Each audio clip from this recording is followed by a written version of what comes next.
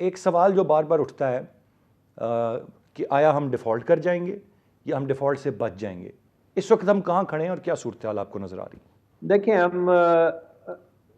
بہت ضروری تھا کہ ہمارا آئی ایم ایف کے ساتھ سمجھوتا ہو جاتا،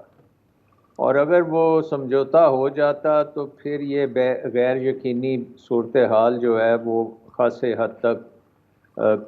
اس میں کمی آ جاتی، اور ایک آرڈرڈ قسم کا آپ پھر اکنامک وے فارورڈ نکلتا، جس میں آپ کے جو بیرون ملک قرضوں کی ادائیگیاں ہیں وہ بھی کر پاتے، نئی فائنینسنگ آ جاتی، اور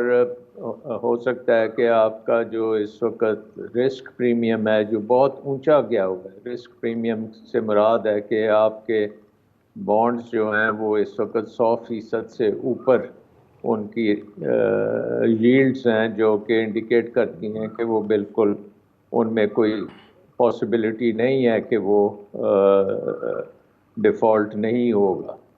سو مطلب یہ ہے کہ آئی ایم ایف کا ایک راستہ، اچھا راستہ تھا، اس کو تو ہم نے چھوڑ دیا۔ اب دوسرا راستہ جو ہے اس میں یہ ہے کہ بے یقینی بدستور بہت اوپر رہے گی، لیکن جیسے فائنانس منسٹر صاحب نے کہا ہے کہ انہوں نے بندوبست کر لی ہیں تمام پیمنٹس کرنے کی اور ڈیفالٹ نہیں ہوگی، تو وہ سٹیٹمنٹ جو ہے وہ اب ہمیں تو نہیں پتا کہ وہ بندوبست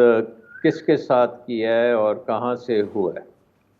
سو وہ ہمیں دیکھنا پڑے گا۔ لیکن سر ہم یہ یہی کہہ بتائیے گا سکتے ڈاکٹر ہیں صاحب، جو کہ اس وقت یہ بات وہ کہہ رہے ہیں، ایک طرف وہ آئی ایم ایف کے حوالے سے کہہ رہے ہیں کہ ہمیں